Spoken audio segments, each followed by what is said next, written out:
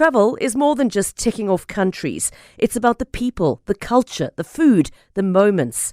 I'm Pippa Hudson, and on Wonder the World, I invite you to join me every week as we explore destinations both near and far, with the help of fellow adventurers who share their unique travel stories.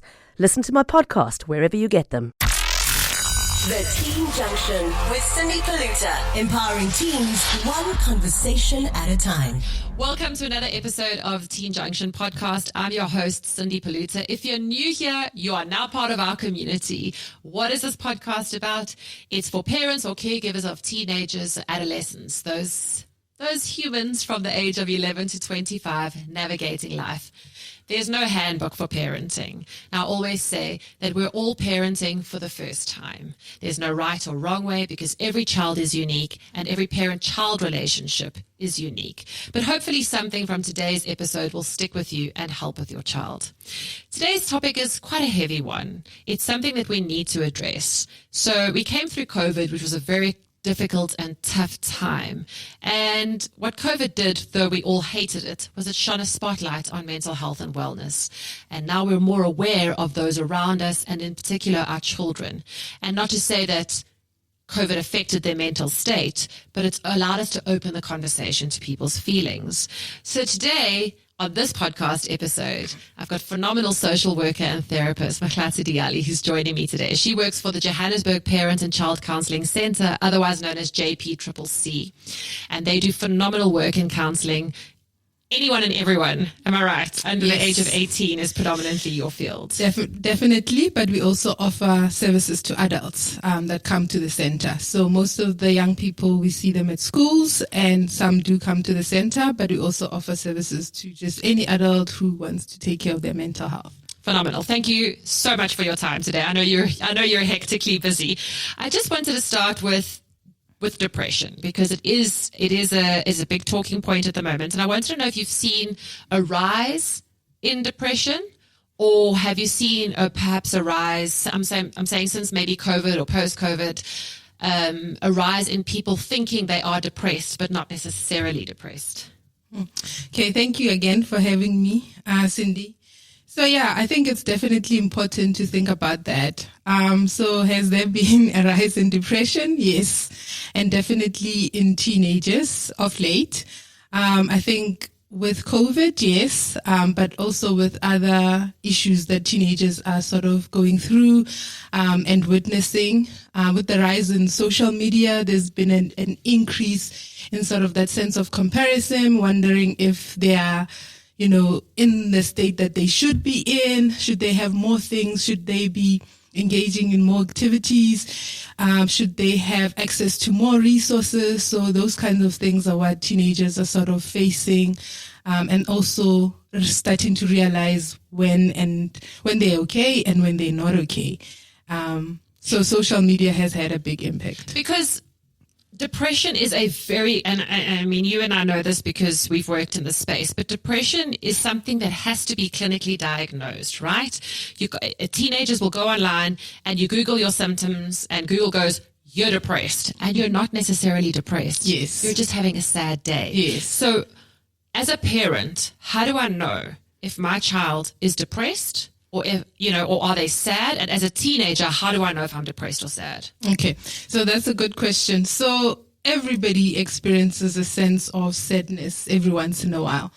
And I think sometimes you can sort of point out why you're feeling sad. Maybe you've had a difficult week, or maybe you've lost a friend, maybe not necessarily to death, but you've lost a friend maybe because you had a friendship or relationship or argument, so you'd feel sad, your mood would be a bit low.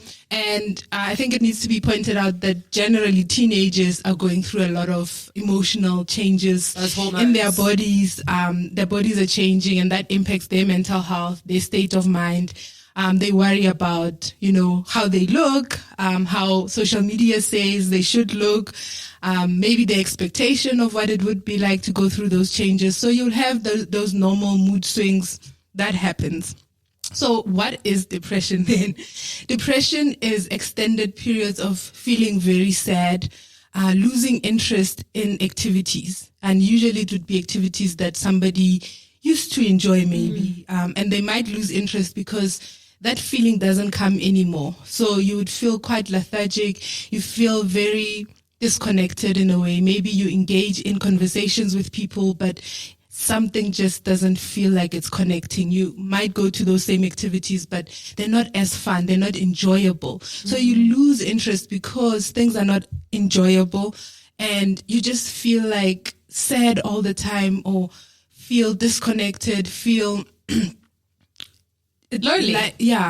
Those lonely feelings, but it becomes very difficult for you to enjoy everyday things, so to speak. So you sort of withdraw, and you as a parent, you'd see your child sort of becoming something that you're not sure. So with normal sadness, this is a very fine line, because I mean, if I had to think about the amount of time my kids spend in their room alone by themselves, it doesn't necessarily mean they're depressed. Not necessarily. So it's very difficult, because they're at that age where they are naturally trying to be individuals and be with their friends, so they go into their rooms and they're on their phones. But how do I then tell the difference or see signs of depression? So with the normal teenage changes, you'll start noticing that they withdraw more to their room, but maybe they do that to engage with their friends.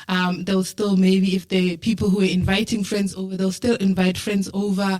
They'll still engage in activities that they enjoy. With depression, you'll see a decline in all of those things. So they might withdraw to their rooms, but it might be to be on social media, but not to engage with others. It might be to play games that help them sort of forget about life happening. So it's more about disconnecting from everything, as opposed to connecting in a different way. So that's if I could maybe try use an example. Let's say my child comes home from school and they go straight to their room, and I say, we're going to visit your gran, and normally they would love that, but now they're like, actually, I just want to stay home by myself. Yes. It's fine the first time, but then the second or third time, is that you start worrying, you start wondering, trying to find out what it is about, those activities. Maybe something wrong happened in that space, and then they might be able to explain it. But if there's nothing really that they can point to, and sometimes that's why a lot of people struggle to sort of express feelings of depression, right?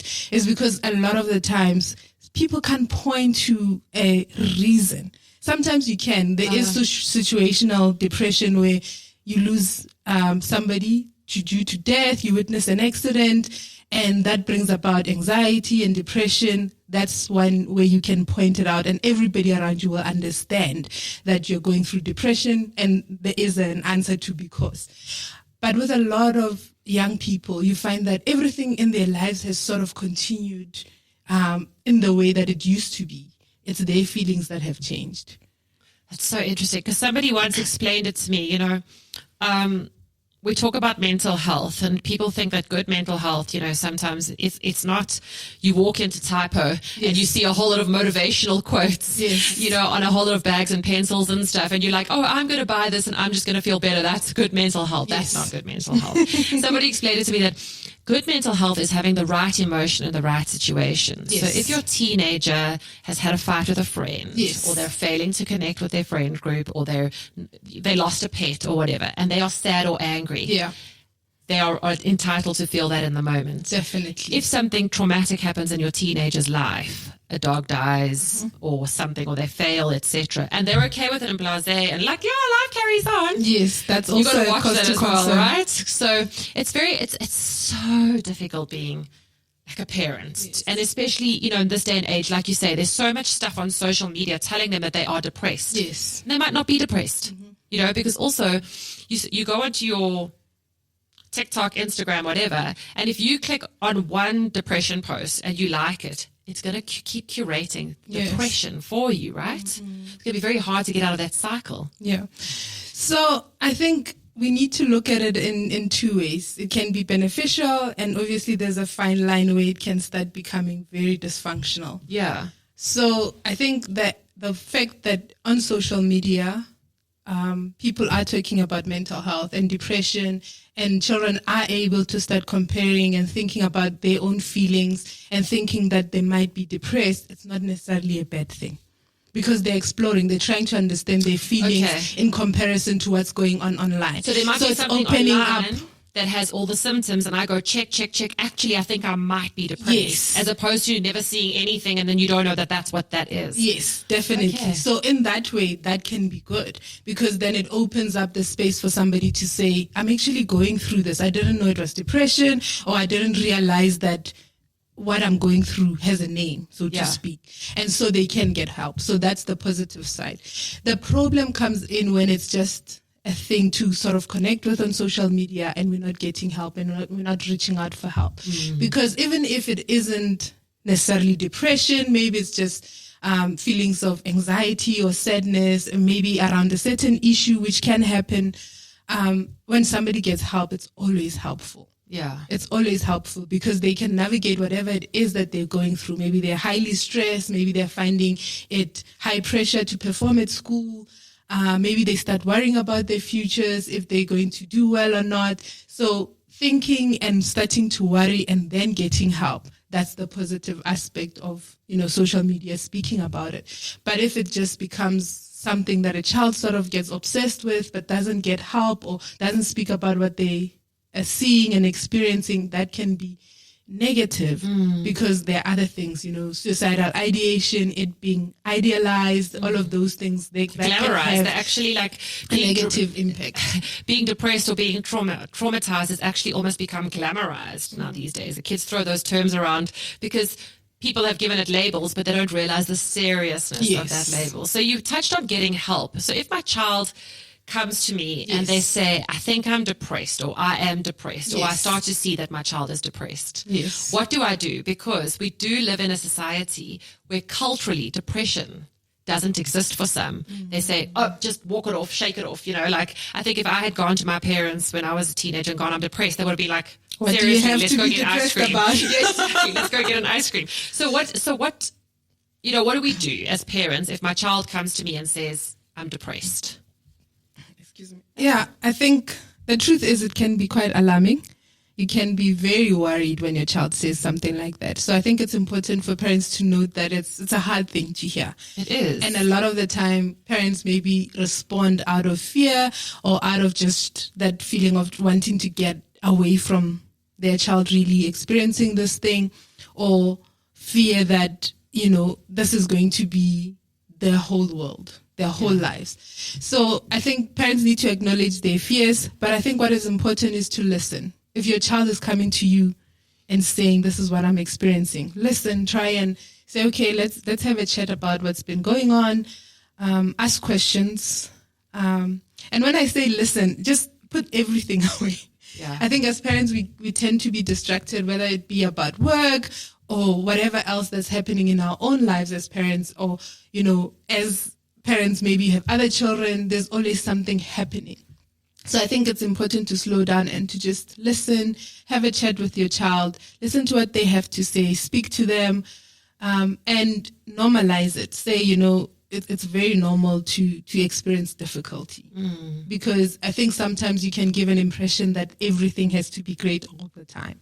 That's true. And that's not real. I think because, that saying, and we often say it as parents, you're only as happy as your saddest child, right? And so you don't want your children to be sad, because if they are sad, you sit there with them, because it's so hard to not feel what they are going through. But you're so right that life is about being happy and being sad at the same time, right? Yes. Because the two can't exist without each other, because how would you know happiness if you didn't know sadness? Okay, so I think it's very difficult to almost then not react. Yes. Because as parents, we just want to protect our children. Yes. And we want them to be happy. So if my child's, it would be very hard to not be shocked if your child comes to you and says... And maybe acknowledge that, okay, what you're saying to me is shocking. I didn't expect that. Or I could see that you were going through it. I'm so glad you came to me. Yes, and show them that you're happy that they've spoken up, because sometimes that build up to actually speaking to you has been maybe very difficult.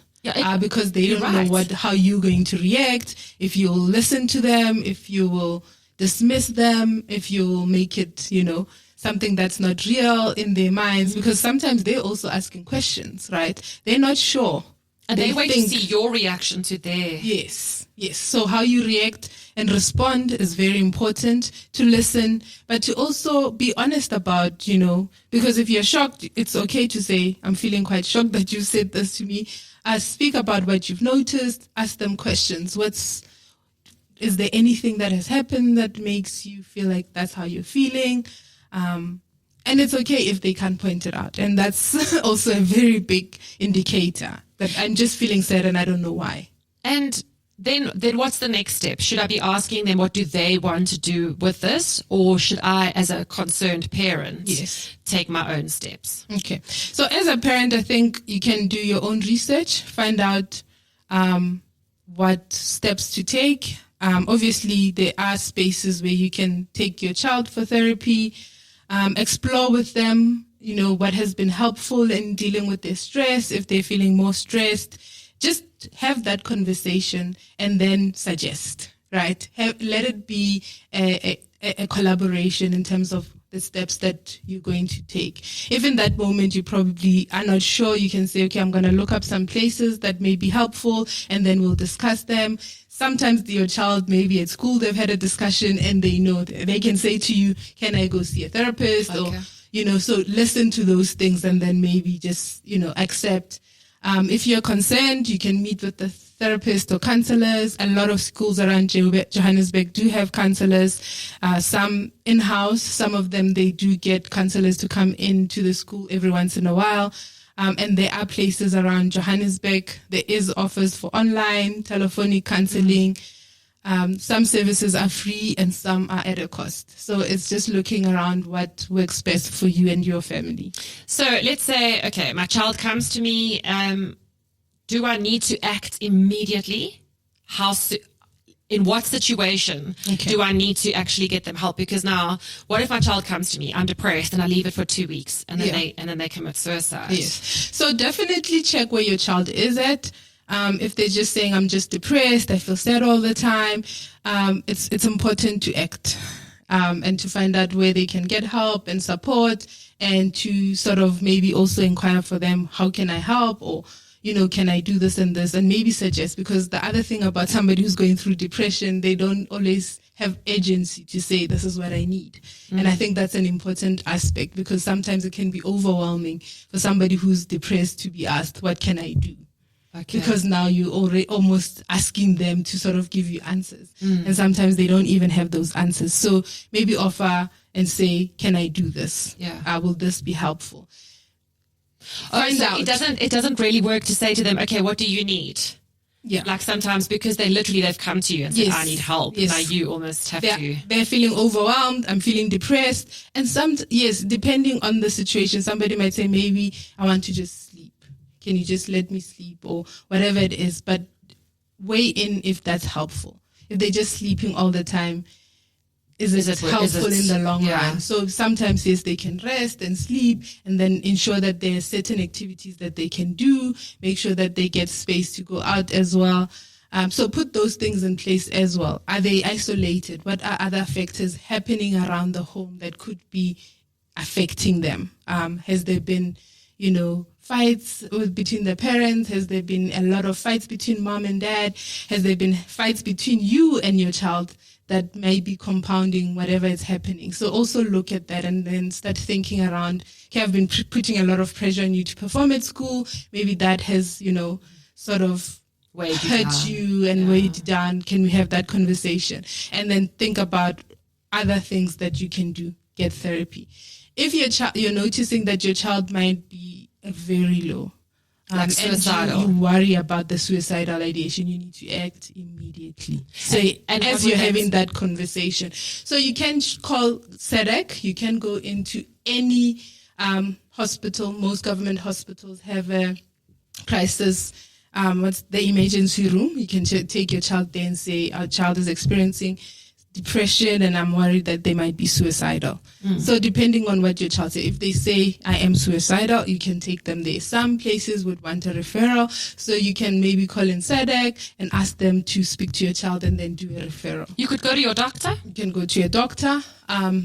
for those that have medical aid, sometimes they do an assessment and then they can recommend medication. Sometimes they will recommend therapy. But I highly, encourage acting immediately. If it's a suicidal ideation. Suicidal ideation, you do not necessarily know what's causing it, or, whether your child has a plan. You can find out. You can ask if you've really thought of, ending your life. They might say no. Some children might actually say to you, yes, I've thought of dying, or I think of dying, but I haven't made a plan. So those are indications that their depression is quite severe, and they need somebody to sort of assess where they're at and recommend an action plan. And how important is it in that moment, if your child has depression, to not make it about you? Because straight away you're like, my child's depressed. It must have been something I did. It was this because I parented them like that. It was because I didn't breastfeed them. It was, all the self-blame that you could possibly go through. Because in that moment, it's not about you. Yeah, it's not very helpful. Yeah. Because then you're diverting the attention from the one who really needs it. They're needing help, they're needing support, and you making it about you is actually going to exacerbate the issue, because it will also make them feel worse. Maybe I did this and this, I didn't, love you enough, whatever it is that you might be feeling as a parent.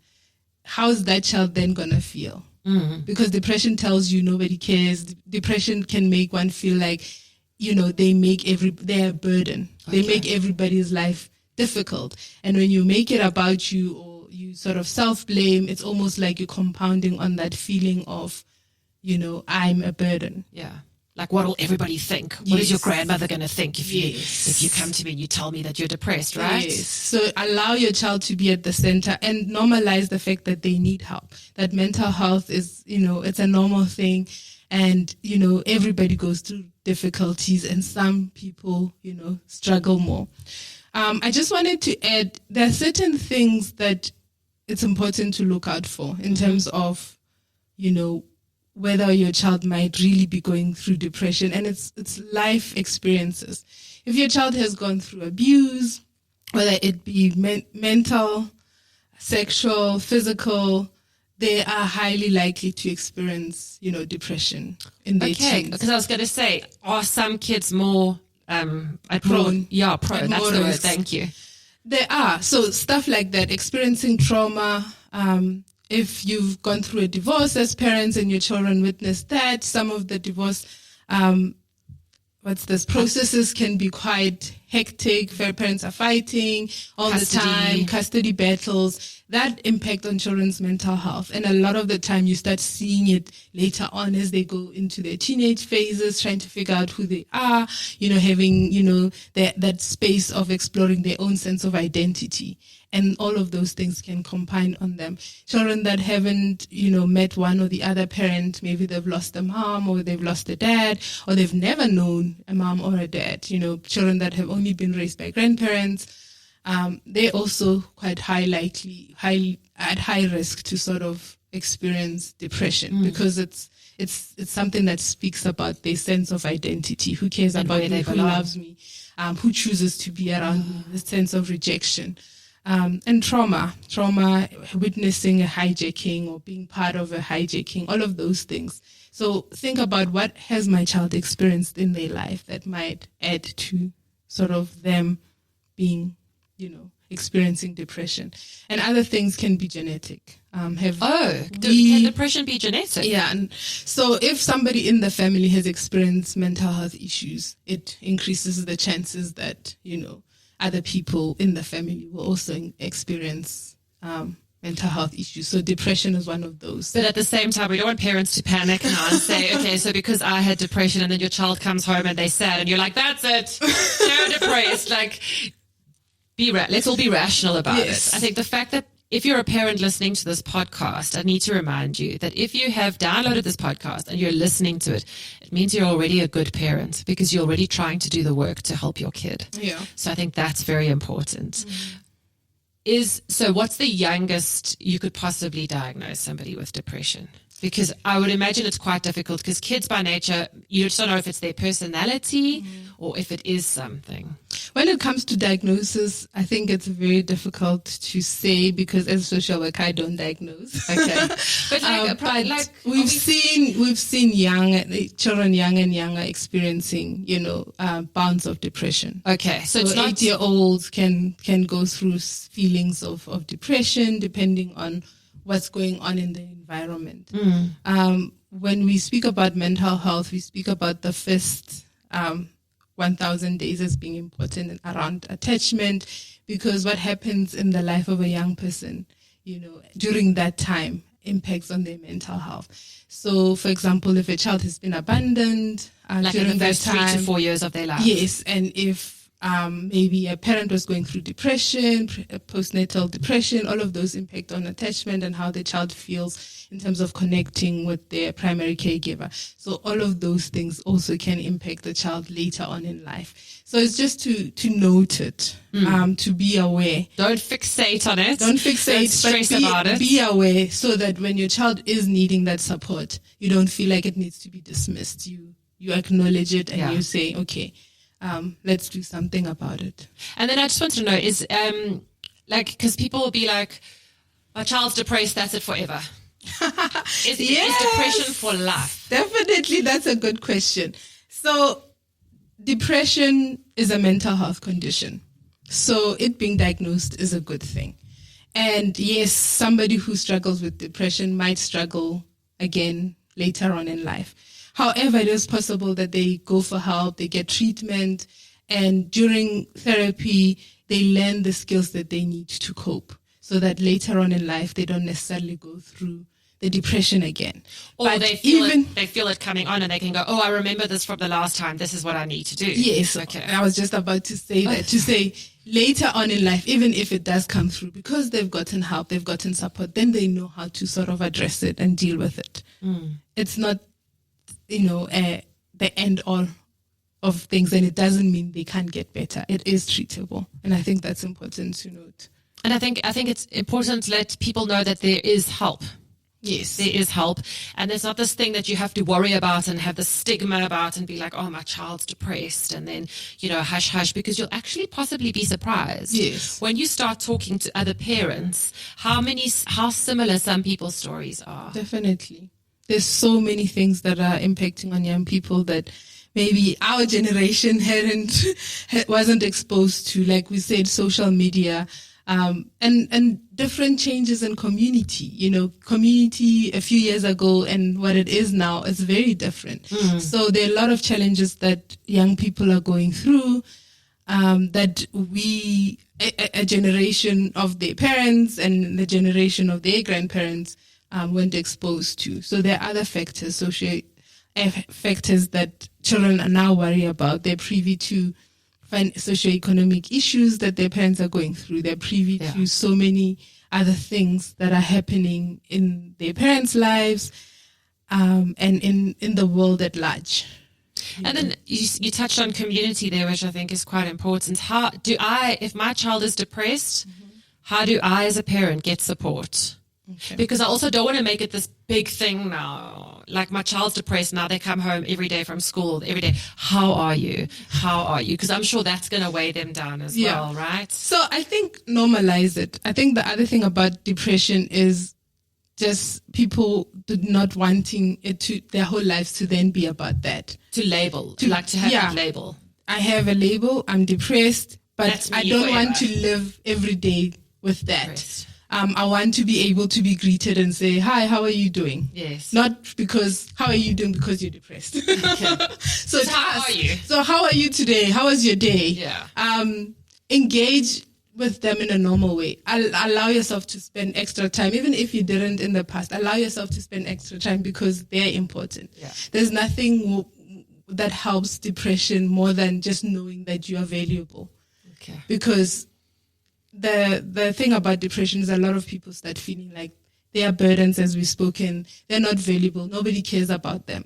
And yes, there's that sense of isolation. People isolate themselves, whether because it's hard to engage in conversations, but being able to know that people care and they want to be around you. that changes things. It changes the mental conversation that's happening in one's mind.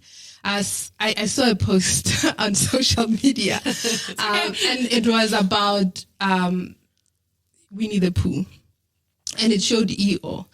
And on it says Eeyore was always depressed, and they always spent time with him, invited him to things, even though they knew he wasn't necessarily going to bring this big energy, but they cared and they wanted to involve him. So I think as parents, think Eeyore. Think if my child is going through depression, they want to still engage in things. They want to be cared about. They might not necessarily be able to do it themselves. They can't engage. They're not going to ask you to go out or do things.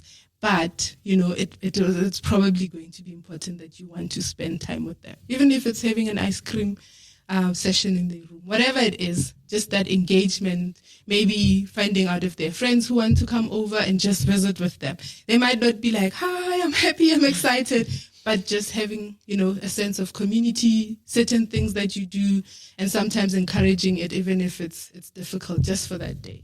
So how do I start the conversation with my child if I think my child's depressed? Because you also don't want to like, hey, how things going? Nothing's wrong. Okay. So how do I think you can just have that conversation and say, I've noticed 1, 2, 3, 4, and I'm just feeling a little bit concerned.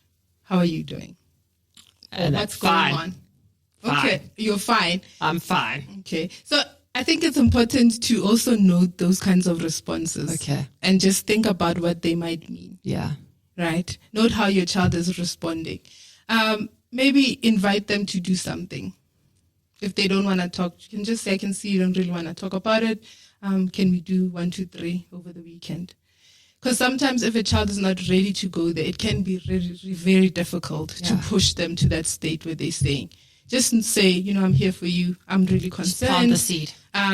If you need to talk, is there somebody you want to talk to? Are there friends that you enjoy spending? So find things that maybe that will engage them. I was just thinking earlier on that a lot of young people, they're always on their phone. Yeah. I'm also always on mine, so I can't even get cross with my kids because I do it. They're always on their phone. Send that message to just show that you're thinking about them WhatsApp and checking in on them. And sometimes it might be easier for them to respond there. Yeah. Just saying, how are you today? Yeah. I was just thinking of you, I left this and this, on their phone.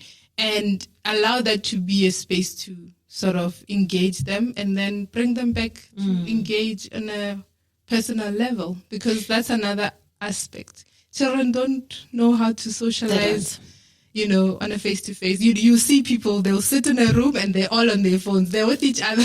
You are right. And you wonder what that's about. So there's that sense of difficulty engaging in personal conversation. So your child saying, I'm fine, nothing's wrong. It might be that. It might be that it's very difficult to sort of engage with you directly. So also, I think if you we always make there's this kind of this move where people are trying to make social media like the devil, but at the same time, it actually can also be a space to connect with your child. Yes. If you can see what they are reposting or posting or liking, on their socials, you get a sense of where their mind space is, right? So like sometimes I'll send my kids funny Instagrams or funny TikToks or whatever, because and then they reply with something they find funny. And then you start to build this like, like they'll send me TikToks of like the mom on the trip, and then it'll be like the mother like freaking out and packing for everybody, and then you get to understand that that's how they are seeing you. Yes. And I think if you have a good relationship with your kid and you start to develop that, if you started to see that they were in a depression, you could send them a little note about depression and see possibly how they respond or react to it. Yes. So engage with them in that level and also try and bring them back also to that. I think face-to-face connections make a huge difference. Huge. But allow yourself to also meet them where they're at. Connect on their level. Connect with them on their level. I could sit here and talk to you all day. You are just dynamic, and I love the work you're doing. And I just wanted to know if there's any, we've touched on a lot, but is there anything that's key points for parents? Like don't stress. I feel like I want to say don't stress if your child is sad. It could just be sad, but do take note of their personalities. And I think it's difficult. I must be honest, as a parent, because they do go quieter and they don't come to you with everything. And so you could go, my child's depressed, and they're not necessary. It's like, it's not easy. That's what I'm trying to say. This is a hard, parenting is hard. I'd like to say it's going to be okay. I think it's important to note that our children are going through a lot of challenges that, that are as new to all of us. All of us. It's new to them, but it's also new to parents. It's a space where not every parent can navigate and say, okay, when it comes to social media, here's the do's and don'ts. Yeah. I mean, there is help. There are support groups out there. There is information on how to stay safe on social media. But a lot of these things around social media, they're new for both the parents and the young people. And parents are navigating it together with their children. I think it's important to talk to your children around emotions. That we, as you said, we experience both good and not so good emotions. We feel sad, we feel angry, we feel excited, we feel disappointed. And being able to accept those different emotions depending on what the situation is, and being able to be okay with the fact that I'm sad today because 1, 2, 3 happened. And not tell your child how they should feel. Right? And, yeah, so if not your child drops it. their ice cream and they go, I'm totally sad, you'd be like, oh, well, harden up. Yes. Just kind of go, I'm sorry you're sad. Yeah, like, Move forward. It's Like, sad, that's together. very disappointing. Yeah. You're disappointed.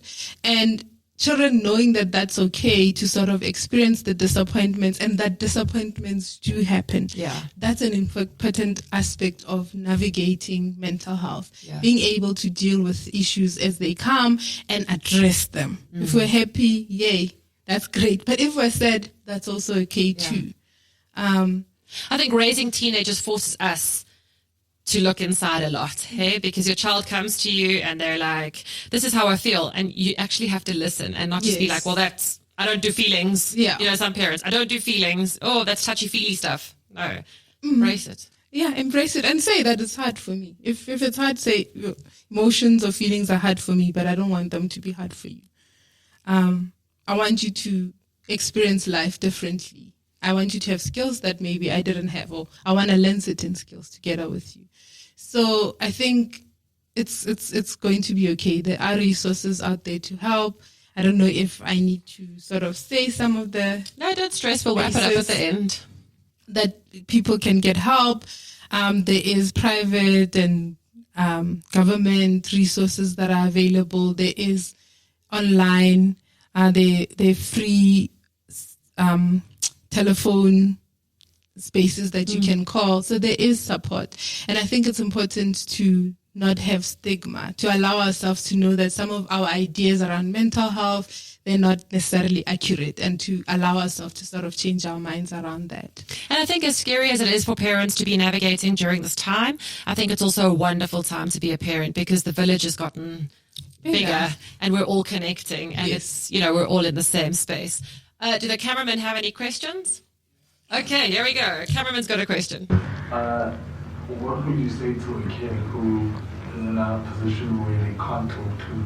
I mean, you did touch on the fact that the parents or adults will make it about themselves. So what happens to the kid who knows that that's the same response they're going to get?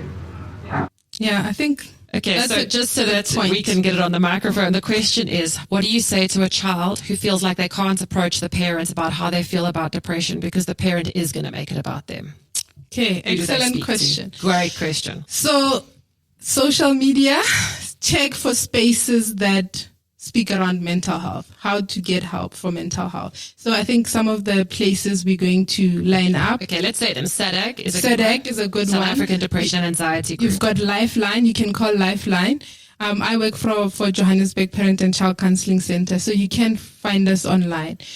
Those spaces you spoke about on Facebook, a lot of the times when there's talks around mental health, there are places that work with mental health that one can approach. I say find an adult that you can trust. Sometimes it's easier to speak to maybe, for example, a teacher or a coach or whoever. An uncle and aunt. Yes, an uncle and aunt. So try and find an adult that you can trust, that you can say, this is what I'm experiencing. Hopefully, those people can, can link you to the correct resources. But if not, I want people to use those phones for good. Yeah. Use To the phones for access good, yeah. those resources to say, if I can call Lifeline or SEDEC Yeah. and speak to somebody. And that's a trend to get the help. And I know that there's some, children that know that their parents have stigma around mental health, and they'll say you don't need all of that. It's also for those children, so that you can sort of access those help without having to wait for your parents to do that. We do in our work, we do engage with parents as well, but we do not deny access to resources because parents don't give permission. Yeah. And I think it's very important to tell the child that when they go to their one trusted adult, that they explain to the adult that they've come to that person in confidence, because they can't go to their parents. Yeah. And I think any adult, if a child came to you and said, this is how I'm feeling, but I can't go to my parents, I don't believe there's an adult who would ignore you or not hold space for you or try get you the help that you need.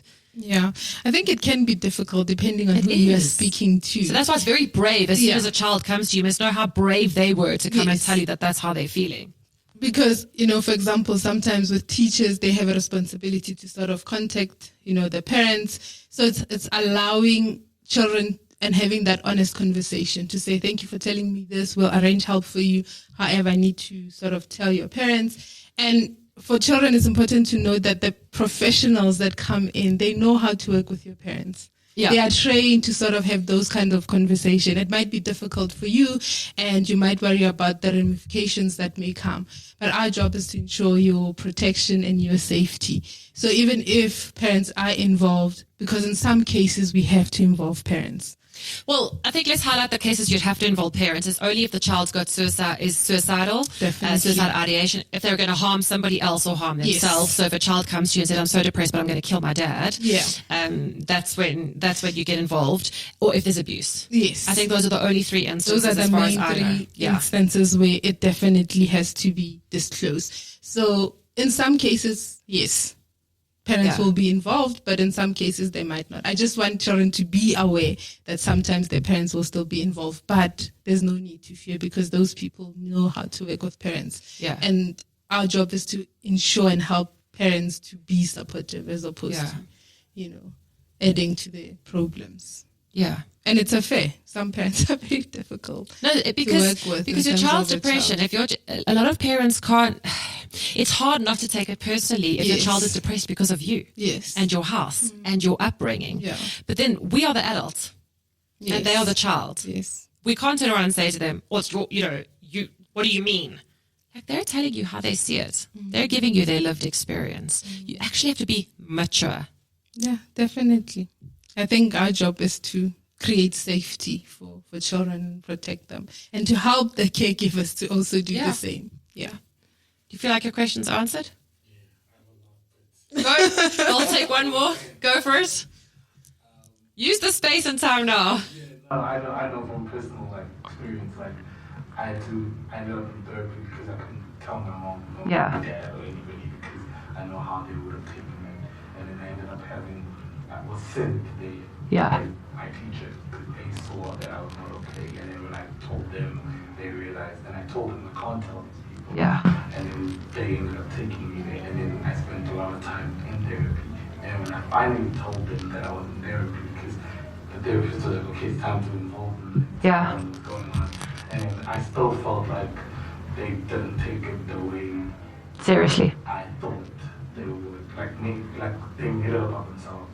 In a sense, and that's why I say it's hard for kids to tell these people, especially if they are some of the reasons why you are the way you are, you know what I mean? Because then it does turn into anger, and then anger turns into something else, and so it's that how do you even deal with those people when they don't even become receptive, even though they can see the issue that is there? I think it's a good question. How do you navigate it with parents who just can't see it, who just refuse to believe that it's them? Because that's a very good point. There are kids out there who do go get the help, and then the feedback comes to the parents, and the parents then take it out on the kids, because the kids are how dare you go and do that? How dare you go get help? What do you mean? What is that saying about us and our family? And what do you mean you're depressed? Definitely. And that's a fair point. It's hard. We work a lot with young people, and that does come across.